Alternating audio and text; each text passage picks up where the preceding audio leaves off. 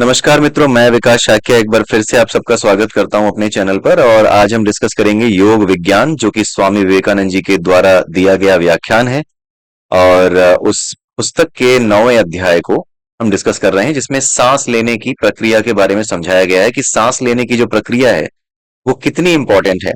सांस को सही ढंग से लेना कितना जरूरी है एक उत्तम स्वास्थ्य के लिए भी, और अपने मन को कंट्रोल करने के लिए भी, और यहां तक कि अपनी आत्मा पर, जो आप स्वयं हो, आपका जो बोध जिसको कहते हैं, बौद्ध धर्म की भाषा में जिसे बोध कहते हैं और सनातन धर्म की भाषा में जिसे आत्म कहते हैं, अपने वास्तविक स्वरूप का ज्ञान होना, ये सब कुछ आप जान सकते हैं।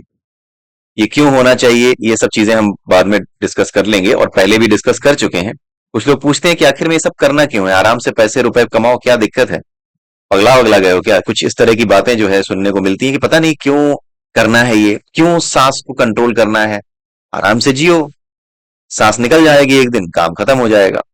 तो उनके हिसाब से कुछ भी ऐसा नहीं है जो कि आध्यात्मिक स्तर पर श्वास प्रश्वास की क्रिया में प्राणायाम के स्तर पर किया जाना चाहिए। कुछ भी ऐसा नहीं। उनको ऐसा लगता है कि ये सब मूर्खता है और ये सारी चीजें जो कर रहे हैं वो अपने समय की बर्बादी कर रहे हैं। इससे बेहतर है कहीं दुकान डाल लें, एक कमाई का जरिया और खोल लें।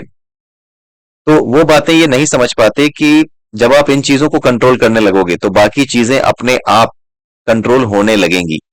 क्योंकि इन सभी चीजों का, हमारे जितने भी ग्रंथ हैं, वो सारे ग्रंथ सभी लोगों के लिए बनाए गए हैं। उनमें लिखी बातें, उनमें बताई गई बातें, उनमें समझाई गई बातें सभी लोगों के लिए हैं। उन लोगों के लिए भी जो जीवन को एक भौतिक स्तर पे जीना चाहते हैं, यानी जिंदगी में केवल रुपए पैसे ही कमाना चाहते हैं, उनके लिए भी लिखी गई हैं ये सारी चीजें। उनके लिए कैसे ये काम की है, उनके लिए काम की इस तरह से है कि ये जितनी भी चीजें लिखी गई हैं, बताई गई हैं, इन सब का एक ही लक्ष्य है, चाहे वो वेद हो, पुराण हो, हर चीज का, हर जगह जो बात बताई गई है, उन सब का एक ही लक्ष्य है, अपने ऊपर नियंत्रण। और अपने ऊपर नियंत्रण आता है अपने मन के नियंत्रण से। तो सारी चीजें अंत में जाकर के मन के नियंत्रण पे रुकती हैं। जिसका मन शांत नहीं होगा, वो चाहे कितना भी बड़ा बिजनेसमैन हो, कितना सफल हो पाएगा, आप सोच के देखो। तो इन सभी चीजों का, जो आप सनातन धर्म में पढ़ते हो, समझते हो, इन सभी चीजों का सबसे पहला उद्देश्य उन लोगों के लिए जो कि भौतिक स्तर पे ही जीवन जीते रहना चाहते हैं, उन लोगों के लिए यह है कि पहली चीज तो वो कि वो अपने आप को स्वस्थ रखें। तो स्वस्थ कैसे रहते हैं प्राणायाम से, ये भी डिस्कस किया जाएगा। और उसके अलावा जो वो काम करना चाहते हैं, डेली जो काम करते हैं अपना बिजनेस करते समय या जो कुछ भी कर रहे हैं, उस समय उनको एक शांत मन की जरूरत होती है ताकि वो सही डिसीजन ले सकें, अपने साथ काम करने वालों के साथ सही से तरीके से व्यवहार कर सकें, उन पे झुंझलाए नहीं। ये सब बड़ा जरूरी होता है। और ये सब किससे आता है, ये सब मन के नियंत्रण से आता है। और मन के नियंत्रण का एक साधन है प्राणायाम। और उसी प्राणायाम के बारे में बताते बताते 9वें चैप्टर तक आ गए हम। और कुल मिलाकर के प्राणायाम का जो लक्ष्य है वो है योग। और प्राणायाम के माध्यम से ही ये सारी चीजें कंट्रोल की जाती हैं।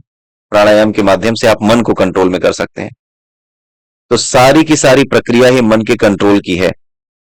प्राणायाम के माध्यम से योग, और योग के माध्यम से मन को स्थिर कर देना, मन को इस तरह का बना देना कि अगर शरीर ना होता तो बेचारा मन करता क्या। आप सोच के देखो, आपके पास शरीर है, इसीलिए मन किसी विचार को पैदा करता है, उस विचार के अनुसार आपका शरीर काम करना शुरू करता है, और उसके अकॉर्डिंग ही वो डिसीजन लेता है, उसके अकॉर्डिंग ही एक्शन करता है, और फिर वो संतुष्ट हो जाता है, फिर शांत हो जाता है। क्योंकि मन का जो वास्तविक स्वभाव है ना, वो अपने आप में कुछ करने का नहीं है। अपने आप में कुछ करने का नहीं है, वो विचार पैदा करता है, लेकिन किस जगह पे पैदा करता है, जहां पर उसको स्कोप दिखता हो कि वो किसी चीज को, अपने अंदर पैदा होने वाले चार्जेस को, विचार क्या है, पॉजिटिव या नेगेटिव चार्जेस हैं, इन चार्जेस को जिस जगह पे न्यूट्रलाइज कर सकता है ना, वहीं पर वो पैदा होता है, वहीं पर वो पैदा होता है। उसके अलावा बाहर, हमारे शरीर के बाहर भी मनस है। ऐसा नहीं है कि हमारे शरीर के बाहर मन नहीं है। मन हमारे शरीर के बाहर लगातार तैर रहा है। वो एक यूनिवर्सल माइंड है, यूनिवर्सल मन है, और उस यूनिवर्सल मन का एक छोटा सा टुकड़ा हमारे अंदर है। ठीक है। तो जो बाहर मन है वही भीतर मन है, लेकिन हमारे भीतर जो मन है वो हमारे शरीर की इंद्रियों से, हमारे शरीर के इंद्रिय विषयों से, ठीक है, हमारे प्राणों से, इन सब से जुड़ करके क्या करता है, क्रिया करने लगता है चीजों के साथ। जब एक्शन करने लगता है चीजों के साथ, तो उन चीजों में वो पूर्णता देखने लगता है। वो अपने आप को कंप्लीट करने की कोशिश करता है, वापस अपने आप को शांत करने का प्रयास करता है। हमारे भीतर का मन अपने आप को शांत करने का प्रयास करता है। यही उसकी वास्तविक स्थिति है कि वो अपने आप को शांत करना चाहता है। तो शांत करने के लिए क्या होता है, शांत करने में सबसे बड़ी रुकावट क्या आती है कि जो हम सोचते हैं, किसी ने हमारा अपमान कर दिया, हमें कुछ खाना है, सामने अच्छे अच्छा सामान रखा है तो जीभ लपलपा रही है, तो मन में ये जितने विचार उत्पन्न होते हैं जो मन को अस्थिर करते हैं, उसको गतिशील बना देते हैं, मन को अस्थिर और गतिशील बना देते हैं। शरीर के बाहर से होने वाली प्रक्रिया ही मन को प्रभाव डालती है, मन पे प्रभाव डालती है। तो शरीर के बाहर से होने वाली प्रक्रिया जब मन पे प्रभाव डालने लगती है तो मन क्या करता है, विचार उत्पन्न करता है। और उन विचारों की वजह से क्या होता है, उन विचारों की वजह से मन गतिशील हो जाता है। लेकिन मन का क्या काम है, मन को बैलेंस में रहना। ये ठीक ऐसे ही है जैसे लोहे का एक टुकड़ा है, उसमें जितने भी एटम होते हैं वो सारे एटम्स इधर उधर फैले हुए होते हैं, और उनके जो पोलराइजेशन है ना, वो एक दूसरे को न्यूट्रलाइज करके रखते हैं।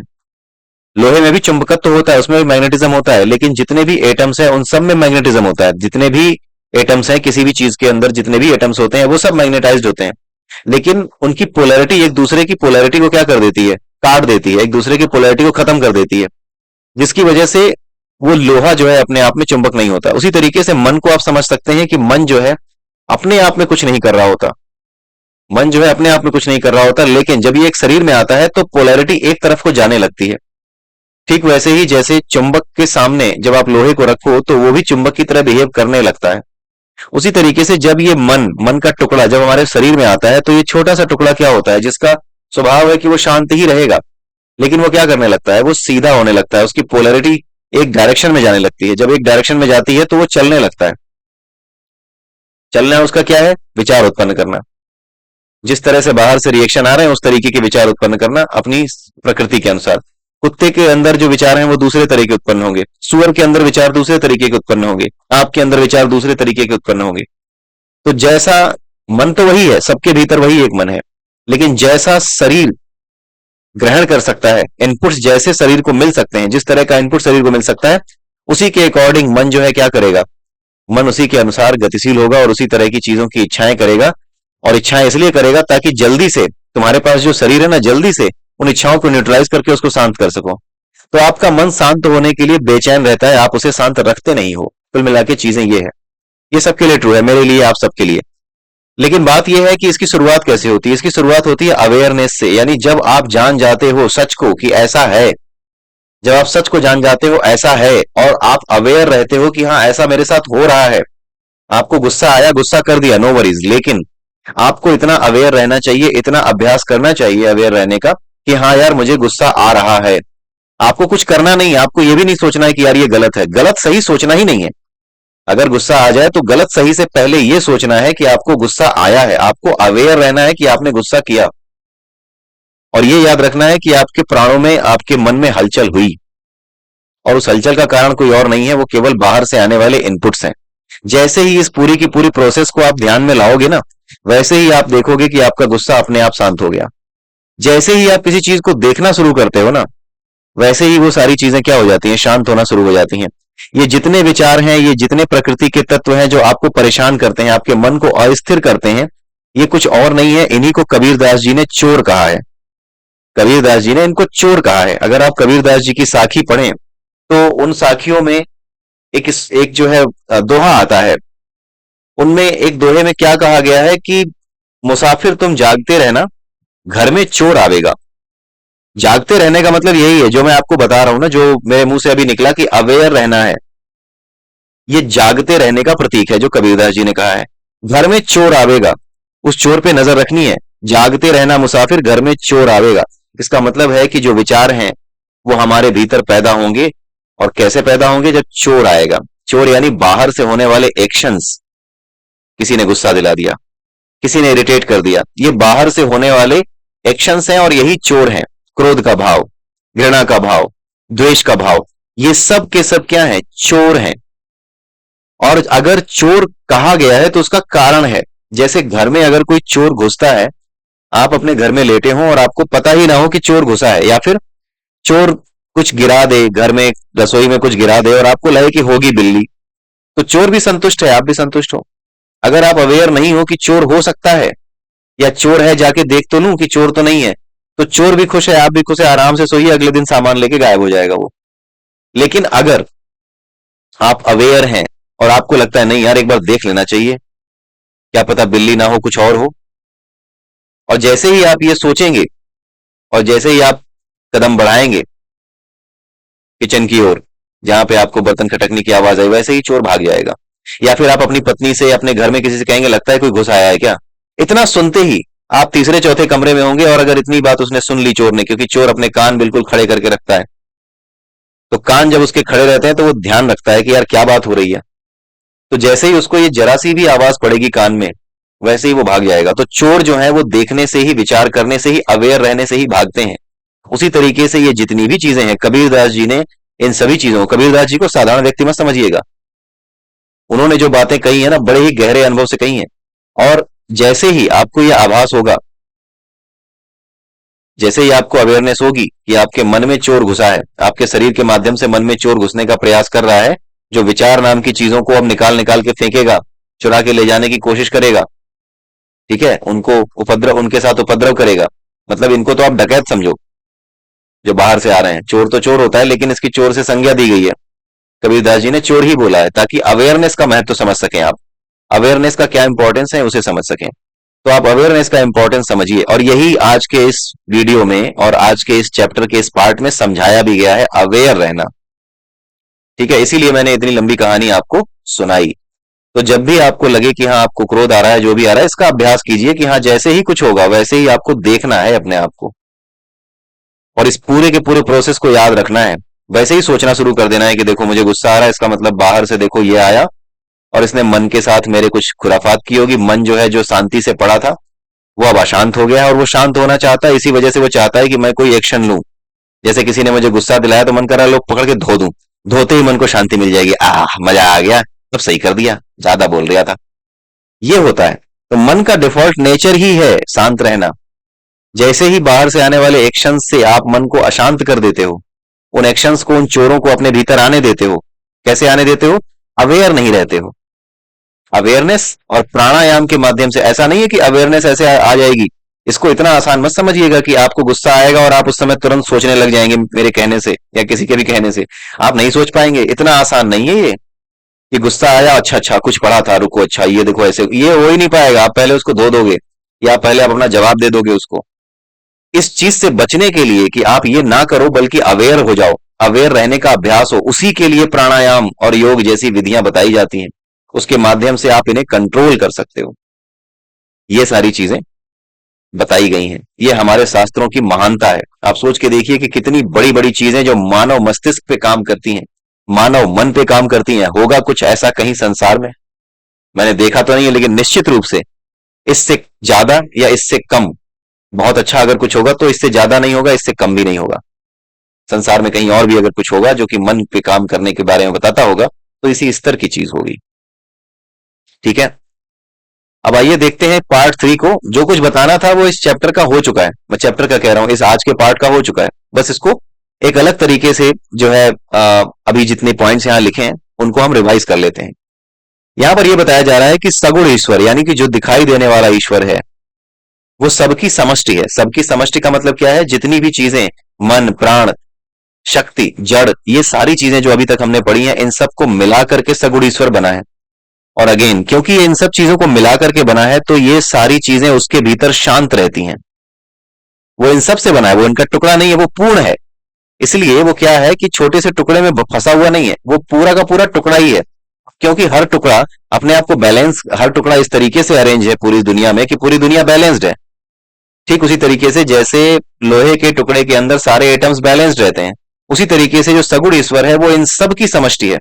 यानी पूरे मन का मालिक है वो, अपने पूरे मन का मालिक है वो। इसलिए मन में आने वाले विचार उसके अंदर ऐसे हैं जैसे समुद्र के भीतर आने वाली नदियां। जैसे नदियां विचार उत्पन्न, जैसे नदियां विचार हैं, उसी तरीके से विचार वहां पर भी आते हैं, लेकिन वो विचार उसके मन में विलीन होते हैं। ठीक वैसे ही जैसे समुद्र के भीतर नदियां जब आती हैं तो उसमें विलीन हो जाती हैं, लेकिन समुद्र के अंदर कोई फर्क नहीं पड़ता। समुद्र अभी भी अपने आप को शांत रखता है। तो जो ईश्वरीय मन है वो समुद्र की तरह है, वो स्थित प्रज्ञ मन है। वो मन स्थित प्रज्ञ मन है जो स्थिर रहता है, हर स्थिति में स्थिर रहता है। तो इन सब की समष्टि होने के कारण ही जो भगवान कहा जाता है, जिसे ईश्वर जिसे कहा जाता है, वो शांत रहता है। वो अपने मन का मालिक होता है, वो मन के प्रभाव में काम नहीं करता। इसीलिए भगवान कृष्ण को और भगवान राम को हमेशा मुस्कुराते देखते हैं आप किसी भी कठिन परिस्थिति में। किसी भी कठिन परिस्थिति में वो इसी तरीके से मुस्कुराते हैं। पूरी महाभारत चल रही है, आधी सेना समाप्त होने को है पांडवों की, लेकिन अभी तक भीष्म नहीं मरे थे। 11वां दिन आ गया तब भीष्म सबसे पहला विकेट 11वें दिन गिरा जाकर के। इतने दिनों तक सब लड़ते रहे, परेशान होते रहे, सब कुछ होता रहा, सबको चिंता लगी रही कि पता नहीं कहीं फंस तो नहीं गए लड़ाई करके, कहीं ऐसा तो नहीं हम सब हार जाएंगे। वो तैयार थे मरने के लिए, इसलिए करते जा रहे थे युद्ध, लेकिन उन्हें विश्वास नहीं हो रहा था कि जीतेंगे कैसे। और कृष्ण बैठ के मुस्कुरा रहे थे, क्योंकि उन पर इन चीजों का फर्क ही नहीं पड़ रहा था कि जीत क्या है हार क्या है। जब इन चीजों से आपको फर्क पड़ता है ना, वैसे ही आपके मन में चोर आता है, और अगर आप अवेयर होकर उसे नहीं देखते हैं तो आपके मन से विचार उत्पन्न करता है, और वो विचार क्या करते हैं, खुराफात करवाते हैं आपसे। ये सब आप करिए, लेकिन अवेयर होकर के करिए। आने दीजिए, उस चोर को आने दीजिए, लेकिन अब उस चोर से काम करवाइए, उसको पकड़ लीजिए उस चोर को, और उससे काम करवाइए, यानी जानते हुए ये सारे काम करवाइए। यानी भगवान कृष्ण जो क्रोध दिखाते थे, वो क्रोध दिखाते थे, उनको क्रोध आता नहीं था। आपने अक्सर पढ़ा होगा किताबों में, शास्त्रों में, कोई भी चीज हो, जैसे माता जी के बारे में पढ़ते हैं, माँ काली के बारे में पढ़ते हैं, तो उसमें कहीं ये नहीं लिखा कि माँ काली को क्रोध आया। वहां हर जगह आपको ऐसा मिलेगा उन्होंने क्रोध किया। आने में और करने में अंतर है। करना अवेयरनेस के साथ किया जाता है, करने में अवेयरनेस शामिल है, और होने में अवेयरनेस शामिल नहीं है। मुझे गुस्सा आया, इसमें अवेयरनेस नहीं है। आपको किसी ने परेशान किया, आपको गुस्सा आ गया, इसमें अवेयरनेस नहीं है। लेकिन आपको किसी ने परेशान किया, आप जान रहे हैं कि ओ ये परेशान कर रहा है, अवेयर हैं आप कि हाँ, अब मन में विचार उत्पन्न होंगे, मुझे गुस्सा आएगा, राइट। जैसे ही आप अवेयर होंगे, अवेयर होने के बाद आप अपने शरीर और अपने मन से खेलना शुरू कीजिए।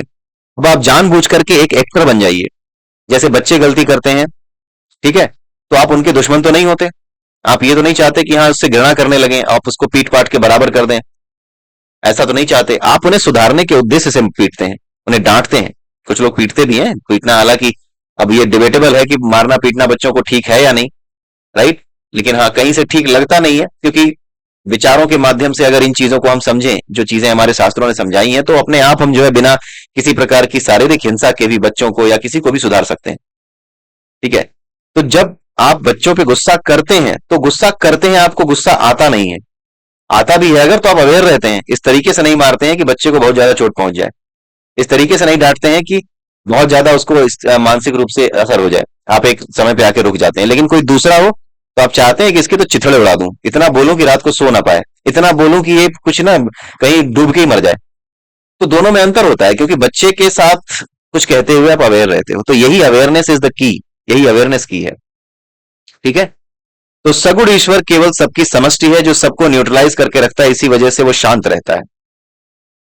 जो कुछ गतिशील है वह सब प्राण या शक्ति है। जिस चीज में भी आप स्पीड देखते हैं, गति देखते हैं, वो सब क्या है, शक्ति है या प्राण है। उसी को प्राण कहते हैं, उसी को शक्ति कहते हैं।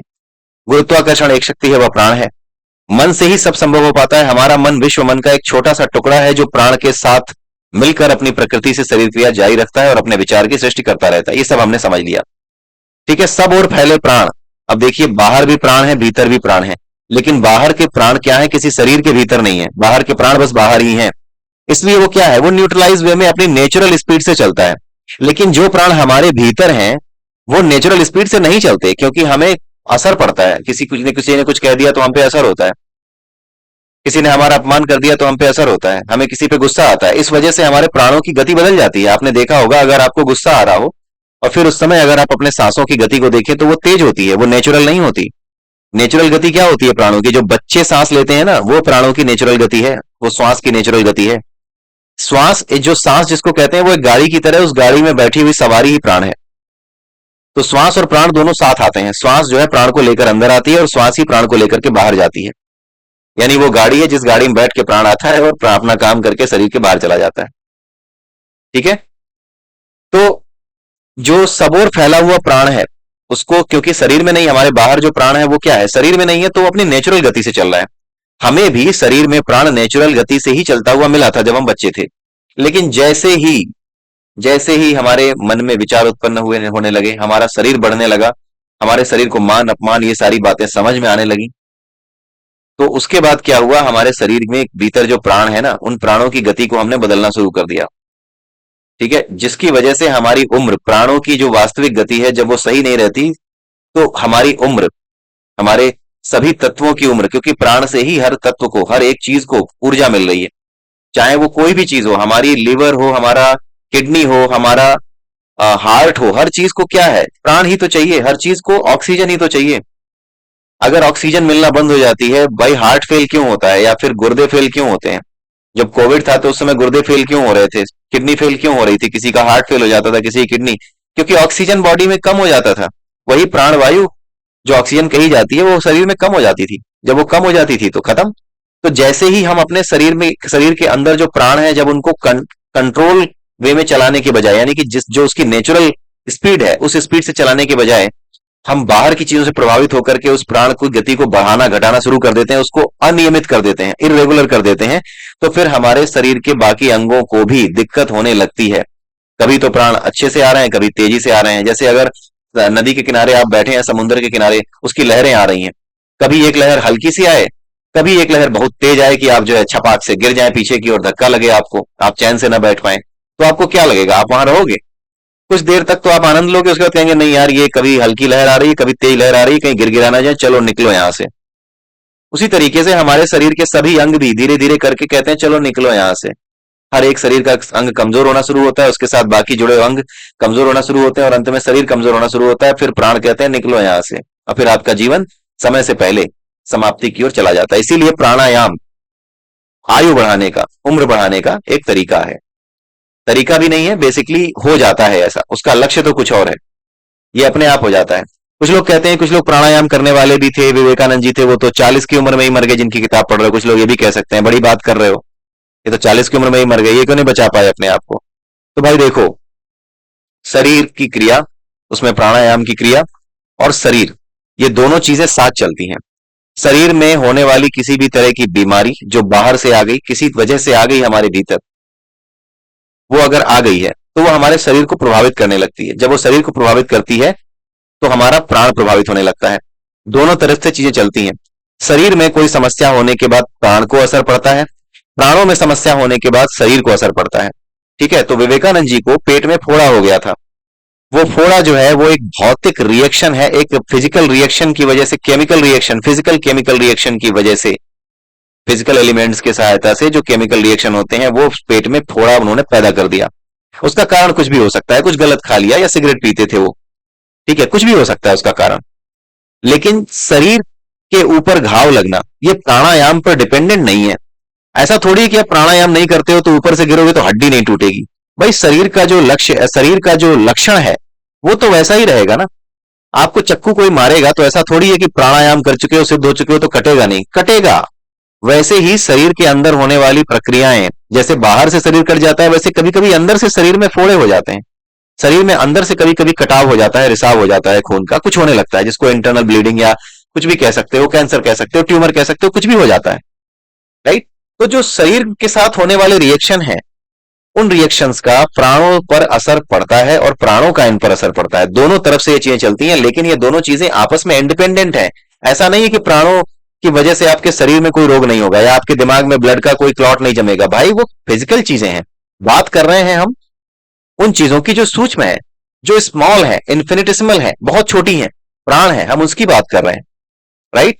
तो उसके माध्यम से अपनी नेचुरल जो आयु है उसको, जो हमारा शरीर अगर किसी भी तरह की व्याधि से, किसी भी तरह की चोट से ग्रसित ना हो, किसी भी तरह की समस्या से भीतर से ग्रसित ना हो, ठीक है, अगर हो गया तो कोई बात नहीं, लेकिन तब भी प्राणों की गति को नियमित रखोगे तो उस दर्द से, जो उस शरीर को दर्द मिल रहा है उन चीजों की वजह से, उसकी वजह से होने वाले दर्द में कमी आपको महसूस होगी। ठीक है, अब ये बात कुछ ऐसी हो जाती है कि प्राणायाम करते हो तो बहुत ज्यादा तो ये भी जिंदा नहीं रह पाए विवेकानंद जी, अब वो नहीं जिंदा रह पाए। तो भाई जो आदमी कार्डियोलॉजिस्ट आता है, कार्डियोलॉजिस्ट होता है, उसको क्या कभी कार्डियक अरेस्ट नहीं आता? हमारा शरीर एक भौतिक शरीर है, ये भौतिक पदार्थों से बना है। इसका कभी कोई गलत रिएक्शन बाहर से हो गया तो वो असर करेगा ना भाई अपना। और अगर बाहर से असर हुआ तो हमारे प्राणों पे असर होगा। भाई मन पे असर होता है ना, शरीर पे होने वाले असर का मन पे असर पहुंचता है, उसी तरीके से शरीर पे लगने वाली चोट का प्राणों पे, मन पे, सब पे असर होता है। ठीक है, तो दोनों तरफ से ये चलता है। लेकिन प्राणों के माध्यम से जब आप बिल्कुल नेचुरली स्वस्थ हो तो अपनी बॉडी का कुल मिलाकर के आप अपनी इम्यूनिटी बढ़ा सकते हो। और इम्यूनिटी बढ़ाने का रिलेशन इससे नहीं होता कि आपको कोई नॉन कम्युनिकेबल डिजीज नहीं हो। इम्यूनिटी घटने से कम्युनिकेबल डिजीजेज ही होती हैं। अगर आपने ध्यान से देखा हो, इम्यूनिटी घटती है तो कम्युनिकेबल डिजीजेज ही होती हैं। नॉन कम्युनिकेबल डिजीजेज जैसे कैंसर, जैसे आपके हार्ट की प्रॉब्लम्स, ब्लॉकेज, हार्ट अटैक, ये सारी चीजें नॉन कम्युनिकेबल डिजीजेज हैं। नॉन कम्युनिकेबल डिजीजेज हैं। और ये जितनी भी नॉन कम्युनिकेबल डिजीजेज हैं वो कभी भी इम्यूनिटी घटने या बढ़ने से रिलेटेड नहीं होती। इम्यूनिटी घटाना और बढ़ाना केवल और केवल प्राणों पे डिपेंडेंट है। अगर आपकी इम्यूनिटी बहुत अच्छी है तो भी आप ये नहीं कह सकते कि आपको कैंसर नहीं होगा, क्योंकि ये नॉन कम्युनिकेबल डिजीजेज हैं। जो नॉन कम्युनिकेबल डिजीजेज हैं वो कभी भी इम्यूनिटी घटने और बढ़ने से नहीं आती। वो हमेशा ही इनसे इंडिपेंडेंट रहती हैं।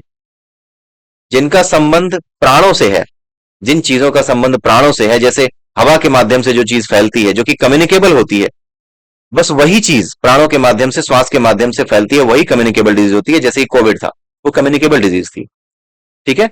तो जो कुछ भी कम्युनिकेबल है उसी का रिलेशन हमारी किससे है? हमारी उस पावर से है, रोग प्रतिरोधक क्षमता से है, जिसको हम इम्यूनिटी कहते हैं। लेकिन उस चीज को जो कि नॉन कम्युनिकेबल डिजीज कही जाती है, उसका संबंध हमारी इम्यूनिटी से नहीं होता। इसी से आप समझिए कि प्राण जो है वो हमारी इम्यून पावर को कंट्रोल करते हैं, नॉन इम्यूनिटिक चीजों को कंट्रोल नहीं करते हैं। नॉन इम्यूनिटिक चीजों के लिए आप खुद ही उत्तरदायी हैं कि सिगरेट पिएंगे नहीं पिएंगे। प्राणायाम करो और फिर बोलो नहीं सिगरेट पिएंगे। प्राणायाम से तो मुझे पता है कि बताया गया है कि लंबी उम्र हो जाती है, तो सिगरेट पीने से कैसे कम होगी? यानी प्राणायाम सिगरेट पे भारी पड़ेगा, ऐसा नहीं होता। प्राणायाम इम्यूनिटी को बढ़ाता है, और इम्यूनिटी कम्युनिकेबल डिजीजेस के होने से आपको रोकती है, बचाती है, और उस सेंस में आपकी उम्र बढ़ाती है। लेकिन प्राणायाम कभी भी आपकी इम्यूनिटी के अलावा कोई और चीज नहीं बढ़ाता, कोई और चीज पे असर नहीं डालता, भौतिक पदार्थों पे कोई असर नहीं डालता। यानी आपका जो भौतिक शरीर है उसको अभी भी बीमारी लग सकती है अगर आप ठीक से ना रहे। जैसे विवेकानंद जी थे, वो जो है कैंसर से पीड़ित थे, वो सिगरेट पिया करते थे, सिगरेट पीते थे और भी चीजें खाते, खाना पीना हमें नहीं पता ही क्या क्या चीजें थी, बट हाँ वो अच्छा ही खाते थे। बट द थिंग इसकी सिगरेट एक लत थी उनको, तो समहाउ किसी वजह से उनके पेट में फोड़ा हो गया। ठीक है। और उसकी वजह से उनकी मृत्यु हो गई 40 की उम्र में ही। तो अब आपको समझ में आया होगा कि इस फालतू बात का क्या आंसर है। ये बात बड़ी फालतू है कि प्राणायाम से अगर उम्र लंबी होती है तो उनकी उम्र क्यों लंबी नहीं हुई? जग्गी वासुदेव को क्लॉट कैसे बन गया? भाई क्लॉट बनना एक भौतिक प्रक्रिया है, उसका इम्यूनिटी से कोई लेना देना नहीं है। प्राण केवल और केवल इम्यूनिटी को बढ़ाते हैं। प्राणायाम इम्यूनिटी को बढ़ाता है, और इम्यूनिटी कम्युनिकेबल डिजीजेस से आपको बचाती है, और उस सेंस में आपकी रक्षा करती है जल्दी मरने से। ठीक है। यहां पर यही बताया जा रहा है कि असली चीज श्वास नहीं है, बल्कि श्वास के माध्यम से भीतर आने और बाहर जाने वाला प्राण है। वही सूक्ष्म प्राण हमारा लक्ष्य है। हर स्थूल अनुभव हो सकने वाली क्रिया के पीछे एक सूक्ष्म शक्ति हमेशा रहती है। ठीक है। मतलब जो सांस है उसे हम महसूस कर सकते हैं कि देखो, उसकी गर्मी के माध्यम से हम महसूस कर सकते हैं कि देखो ये सांस निकल रही है, सांस जा रही है। लेकिन जो चीज हम देख नहीं सकते उसे कहते हैं प्राण। वो उसी श्वास के माध्यम से भीतर जाता है। तो हर वो चीज जो कि स्थूल रूप से, फिजिकल रूप से हमें दिखती है, उसके पीछे कोई ना कोई सूक्ष्म शक्ति हमेशा होती ही होती है। ठीक है। एक राजा और मंत्री की कहानी है कि राजा ने एक बार मंत्री से नाराज होकर के उसको एक बहुत ऊंची मीनार में कैद करवा दिया। अब वो वहां से मरने के लिए छोड़ दिया गया वहां पे। अब उसकी पत्नी जो है आती है एक दिन और पता करती है, उसको पुकारती है कि कहाँ हो, तो बताता है कि इतनी ऊंची मीनार पे हूं मैं, यहां से निकल नहीं सकता, मर के ही निकल सकता हूं। तो वो अपनी पत्नी से कहता है कि एक काम करो, उपाय करते हैं निकलने का। तो उसको ये कहता है कि एक रेशमी धागा ले आना और एक भंवरा ले आना। उस भंवरे के अगले हिस्से पर, बिल्कुल जो नाक का अगला हिस्सा होता है ना, जिस पर उसकी सूंड सी होती है एक छोटी सी, उस पे वो लगा देना शहद, और उसको जो है दीवार पे छोड़ देना। तो उसकी बीवी ने वैसा ही किया, उसकी पत्नी ने वैसा ही किया। धागे को पैर में बांधा भंवरे के, और भंवरे की नाक का जो अगला हिस्सा है, जो सूंड सी होती है, उस पे शहद लगाया। भंवरा उस सूंड के चक्कर में ऊपर चढ़ने लगा, चढ़ करके बिल्कुल मीनार के ऊपरी हिस्से पर पहुंच गया, जहां पर मंत्री जो है वहां पर पहले से मौजूद था कि जैसे ही भंवरा आएगा मैं उसको पकड़ लूंगा। जैसे ही भंवरा आया, उसने भंवरे को पकड़ा, जो है उसके पैर से रेशमी धागा निकाला, और उस रेशमी धागे में अब उसने कहा कि दूसरी रस्सी बांधो। दूसरी रस्सी के बाद उसने दूसरी डोरी बंधवाई, हल्की डोरी बंधवाई। हल्की डोरी जब आ गई तो उस हल्की डोरी के बाद और मोटी कुछ और डोरियां मंगवाई ताकि वो मोटी डोरी बना सके। अब उस डोरी की जब मोटी डोरी इतनी बन गई कि हाँ अब जो है रस्सा बांधा जाएगा तो ये डोरी टूटेगी नहीं, अब उसने उस डोरी को नीचे लटकाया और उसने कहा कि इससे रस्सा बांध दो। तो छोटी सी रेशमी धागे से शुरू करके वो अंत में मोटी रस्सी तक पहुंच गया, मंगा मंगा करके। और उस रस्सी को, मोटी रस्सी को उसने टिकाया, और उस मोटी रस्सी के माध्यम से वो नीचे उतर गया और भाग गया वहां से, और उस तरह से उसकी जान बच गई। तो ठीक इसी तरीके से हमारा जो श्वास है ना, वो जो है रेशमी रस्सी की तरह है, जो सबसे पहले हमें पकड़नी है, यानी अपने सांस पे पहले कंट्रोल करना है।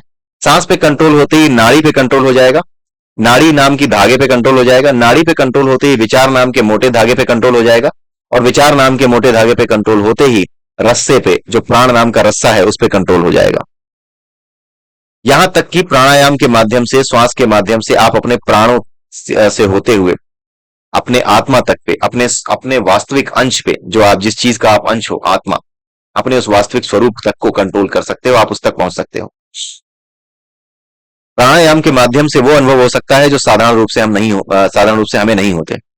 प्राणों के माध्यम से मन को शांत रखा जा सकता है। मन को नियंत्रित करने के बजाय प्राणों को नियमित कर लो, अपने आप शांत हो जाओगे।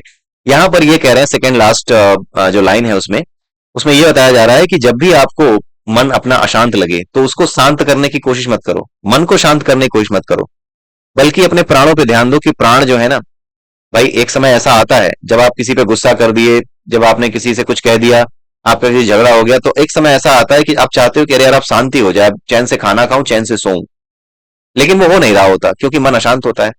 तो उस केस में विवेकानंद जी ये बताते हैं कि आप अपने मन को कंट्रोल करने की कोशिश मत करो, आप सीधे सीधे ये देखो कि आपकी सांस कैसे चल रही है, सांस पे नजर डालो। सांस जो है बहुत तेजी से या बहुत धीमे, डर के केस में बहुत धीमे चलती है, गुस्सा आए तो बहुत तेज चलती है। तो अगर तेज चल रही हो बहुत ज्यादा और बहुत धीमे चल रही हो, कुछ भी हो रहा हो, जो कुछ भी इरेगुलर दिख रहा हो, उसको रेगुलर कर दें, अपनी सांस को रेगुलर कर दें। जैसे इस तरीके से कर दें कि चलो अब मैं सांस 2 सेकंड तक भीतर ले जाऊंगा, 4 सेकंड तक रोकूंगा और 2 सेकंड तक बाहर निकालूंगा। ऐसे करके उसको रेगुलराइज करिए, किसी भी तरीके से रेगुलराइज, यानी एक सिंपल हार्मोनिक मोशन में ले आइए।